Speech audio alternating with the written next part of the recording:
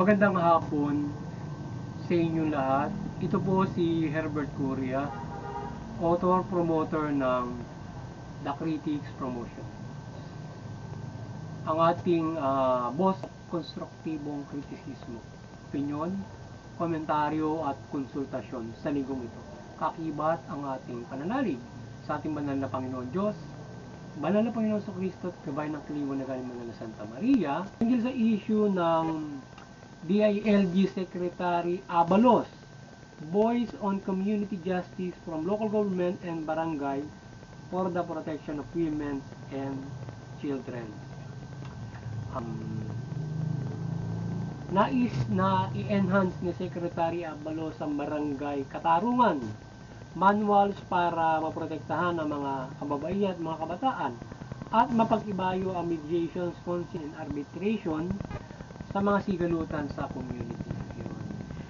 Ang nais ng ating Department of Interior and Local Government ng pag-ibayo ng katarungan pang barangay. Kung saan, ipamahagi niya na ang manual noong pambarangay na katarungan at ito ay pag-ibayuhin ng ating lokal na pamahalaan at barangay for the protection of children. So yun yung nais niya na mapagpara para yung ating mga komunidad ay umiral yung hustisya at kapayapaan para sa buong Pilipinas o sa sambayan ng Pilipino na ito ay magabayang-bidad. So sila yung bahalang yung mula dun sa barangay ay nakapag-aayos ito yung sa kanilang barangay katarungan ay mayroon itong kapangyarihan para diniting problema sa isang barangay na mayroong para sa nangyayari mga iba't ibang mga problema sa barangay o mga paglabag sa batas, lalo na mga away pamilya at mga buong komunidad.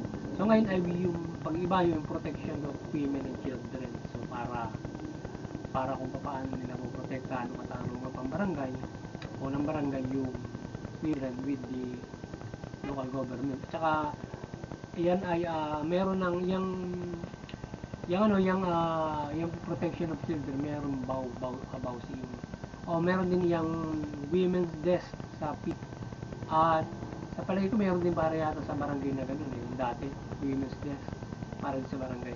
Pero dati nakapag doon sa ating kung di ako nagkakamali, meron tayong doon sa ating pag-promote ng human rights, merong Barangay Human Rights Action Center. So nakatutulong din yon for the human rights protection, particular yung babae, mga bata sa bawat barangay. So iyon ay tutulong yon para programa ng CHR yun, yung BRAC na yon para makaagapay sa community kung meron ganong klase ng problema ng paglabag sa karapatan. Yung sa protection of women and children, sakop yan, pangunahin ng CHR. So yan ay pwedeng aksyonan ng barangay ng ating lokal na pamahalaan. Pero pulisya, so yung housing nga, tapos yung children women's desk protection. So ngayon ay halimbawa sa kagaya dun sa lugar namin, nakapaglunsad ako sumuporta ako sa paglulunsad ng BRAC. So may representative yun every barangay. So kapag halimbawa doon sa lugar namin, kapag mayroong problema, pwede lapitan nila yun, yung BRAC, yung mga officer na nakalagay.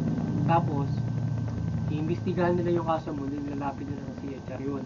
Halimbawa, abuse sa babae, bata, para maprotektahan nila. Ngayon yung barangay ay ito ay pag-ibayo ng ating DILG para doon na rin mismo magkaroon ng pagprotektahan sa mga bata. Siguro kung anong iba't ibang mga balangkas yung manuals para diyan kung paano nila lilitisin yan. So mayroong manual yan eh.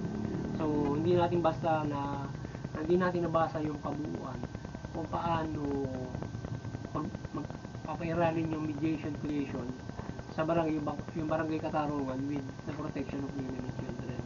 So, hindi natin nabasa mabuo yun. Pero yan inais na pag-ibayo ng ating DLG to protect them. But with that, dyan sa naisang DLG, meron na existing dyan as yung sa Children's and Women's Desk sa PMT, maaaring sa barangay meron din yan. At yung BRAC nga, nalusad naman ng CHR. So yun ay within the barangay level. So kasi yung, halimbawa kung yung CHR kasi hindi malayo. Talaga yun, sa ano yun sa pang-regional kasi, yung opisina na every region lang. So wala silang opisina talaga for every municipality. So meron lang sila talaga sa every region yung CHR. So ngayon, naglunsad sila ng BRAC for every barangay naman yun. So wala nga sila sa opisina sa for every municipality, pero for every barangay. So yun yung sinusuporta ng municipality, yung every barangay, yung barangay human rights action center. So tayo, nung sa pag-promote natin ng human rights noon, tayo nakapaglunsad way back 2000 pa yata yun. Nakapaglunsad tayo ng BRAC doon sa lugar namin. So for every barangay, we have 36 barangay, nilagyan namin ng isang officer yan. Ewan ko kung nag-exist pa ngayon yan, pero hindi ko kasi na ano pa rin yan, na isang mahalaga rin na mayroong gabay dyan yung barangay para for the CHR. Ngayon makakaagapay nila yon kung existing pa yon, kung sa bawat mga kung existing pa yan ng CHR at saka ng barangay, lalo na yung ating na-establish, kasi makatutulong yan for that with the barangay, for that kasi investigador din sila. So ngayon makatutulong sila kung yan ay i-forward to CHR or to police. Pag CHR kagapay nila yung BRAC officer, or kung halimbawa, or i-forward nila sa police or sa korte na, parang gano'n, para to investigate, para doon na sa barangay for halimbawa, yun yung ano yung sa manual ng BRAC sa Katarungan Barangay. So ngayon, ang Tactics Promotion sa yung ating People's Anti-Crime Promotion, yung ating Anti-Criminality Fund, ay mariing sumusuporta sa mabuting pamamahala, patas ng hustisya at karapatang pantao. At sa isyong ito ng pag-ibayo ng local government to barangay manuals ay ating mariing sinusuportahan ng ating DL Secretary Abalos sa kanyang hakbangin upang mapairo ng katarungan at kapayapaan sa lokal na pamahalaan, partikular sa mga barangay. So sinusuportahan natin siyempre ang ating secretary, ang ating pamahalaan for that sa kanyang hakbangin na yan para mapagbusa yung ating barangay katarungan with the protection of the children and women. At mapagtibayo pa rin ng Commission on Human Rights yung BRAC nila para makatulong din dyan from the barangay level, yung halimbawa yung community may problema doon sa children and women abuse o violation ng human rights. Pwede silang mag-investigate yun at i-forward nila yun sa Commission on Human Rights kung may nakikita silang violations na hinggil doon sa mga bata o sa mga kababaihan. Okay, pwede, at all kinds of human rights cases ay pwedeng imbestigahan ng BRAC tapos i-forward nila sa Commission on Human Rights yun. Mga ganun ang kung mayroon silang na issue na nailapit sa kanila or nalaman nila, pwede nilang imbestigahan yun ng mga BRAC. So ngayon yung barangay, syempre may ganyan yung sa barangay, maaari makatulong siguro yung BRAC na yun or with that katarungan pang barangay.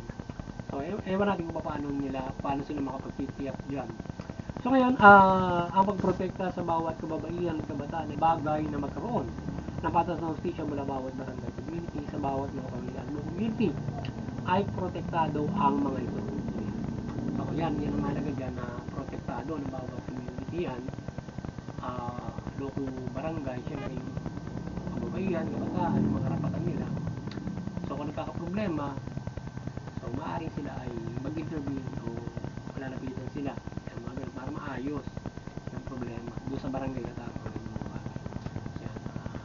Ang mahalaga dyan ay magkaroon ng fairness within the barangay katarungan, kasi kung ang problema kapag halimbawa doon pa lamang nagkakaroon ng inequality, sira na hanggang national o hanggang regional court o yung gabay ng justice system natin. So doon pa lamang ay nakaroon na tayo ng problema kung mayroong inequality in our barangay in in investigating and ipoprocess nila yung justice kung anong halimbawa mayroong ganon protection for the children and women or iba't ibang mga usapin sa barangay, kailangan ay doon mag-room equal justice. At syempre ang pagpapairal ng human rights, syempre dapat alam na ang barangay yan yung human rights yan, yung human rights at saka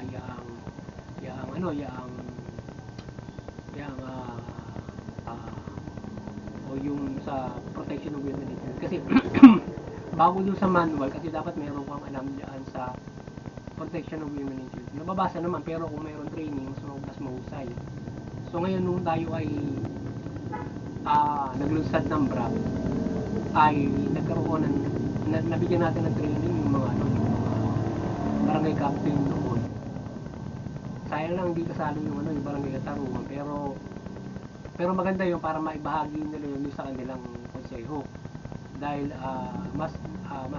nakikita mayroon silang training for the human rights na basic para malaman mag-protection of children and women. So kung may training kagad malalaman mo agad kung paano mo sila ayusin yung karapatan nila, di ba? Paano ba yung paglabag na nagawa sa iyo sa mga bata o sa mga children. So syempre, the barangay is should have a human rights orientation seminar. Mas maganda meron. So tayo nakapagbigay ng ganun doon sa paglilingkod natin ng BRAC. Sana nakatulong sa amin yun nasa kanila paglilingkod ng mga panahon noon. At patuloy pa ako siguro kung sila ay nakapaglilingkod pa sa ngayon. Ayan. So yun at mahalagang bagay yan, syempre yan. Bagay para magprotektahan yung karapatan. At doon sa katarungan pang barangay, syempre dapat yan ipapairalo mo na rin dyan yung paglilitis nyo from the guidance of the manual. At syempre yung maaaring stipulated guys dyan sa katarungan pang barangay na yan, kasama nga yung sa protection of children and women. At pag-ibayo pa pag-alam ng karapatang tao ng ating barangay level para sila pangunahang ang puprotekta ng karapatan ng mga local constituents from the barangays sa lahat ng aspeto. So yun at maging halimbawa kung sila din naman yung from the barangay, halimbawa within the barangay kung mayroong isang konsyal na medyo mayroong problema, so yun kung mabuso, the barangay will ganun na magiging or halimbawa yung BRAC nila, halimbawa ganun, nakabantay din doon sa barangay kung halimbawa mayroong nag-attempt to abuse mula doon sa barangay. So they could report them doon sa Commission on Human Rights at para maiwasan kung may aabuso doon sa barangay level. But sila ay katuwang from the pagpapairapatan doon sa mamamayan syempre. So hindi lang naman gobyerno ang lumalabag sa karapatan, maging sa community o every person pwede lumabag sa karapatan. Halimbawa, ikaw matanda, pwede lumabag ka sa bata, ng bata, yung isang may edad o nasa adult, pwede lumabag sa karapatan ng bata, any adult. Ayan. Mula sa iba't ibang mga aspeto, any adult na pwede lumabag sa karapatan ng bata, pwede lumabag sila karapatan ng mga kababaihan. So any adult, mula doon sa sexual harassment, etc.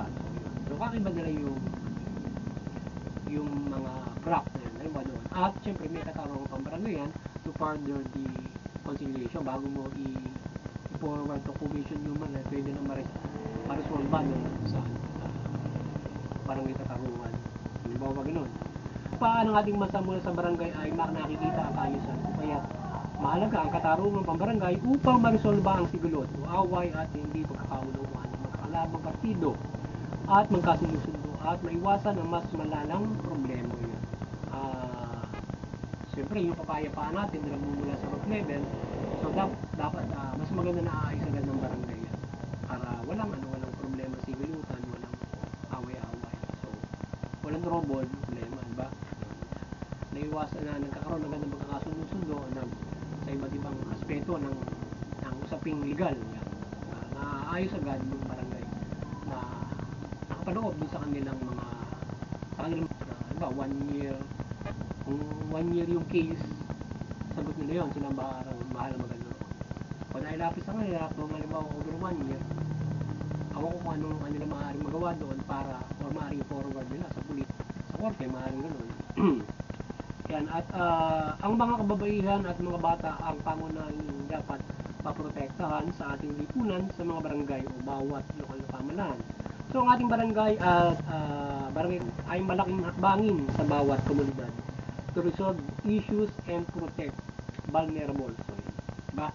So pangunahin silang first responders sila umagaman from the problem issues in barangay, from the party vulnerable na yan, bata, mga babae.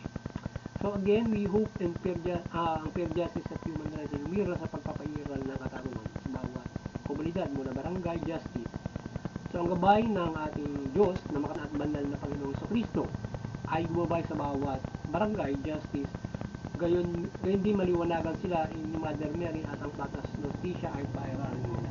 Yan. Sana magabayan yung barangay natin o ang barangay justice para magpahiran ng batas ng justisya. Maliwanagan kayo at makapagpahiran ng batas ng justisya at magkaroon ng kaayusan at mabuting komunidad yung inyo nasasakupan yung bawat mga barangay. So muli ang kaliwanagan ng ating banal na Santa Maria, Panginoon Kristo, banal na Santa Maria ay magliwanag sa bayan ng Pilipino at sa bansang ito mula sa pamahalaan at mamayang pamahalaan, mamahala ng mabuti, matuwid, may patas ng justisya at karapatan. Tugulin niyo yung karapatan at iwasan nila yung makapangabuso at makalabag din sa batas at nang hindi magdusa ang nilang pagkakamali ang ating mamamayan. Hindi yung mamamayan naman ay sumunod doon sa batas, sumunod sa pamahalaan, sumunod sa ating namamahala sa kanilang mga programa at suportahan yung pamahalaan, programa, yung batas at karapatan ng tao at ang mabuting mamamahala. Sa gayon, iiral yung kapayapaan. Kung iiral ng kapayapaan, walang krimen, walang naglalabanan ang pamahalaan ng mamamayan. So, magiging madali, mas mapabilis ang ating pag-unlad o ang development o mamumuhay tayo ng maunlad kung mayroong kapayapaan. May kapayapaan, may kaunlaran. Sa gayon, kung yan ay napapamuhay natin, ay masigit tayo makapananampalataya sa ating mga Panginoon Diyos at magkaroon tayo ng malaking pag-asa sa kaligtasan ng spiritual. Kung tayo ay mayroong protektado tayo ng ating pamahalaan at may kapayapaan. Magandang hapon sa inyo lahat.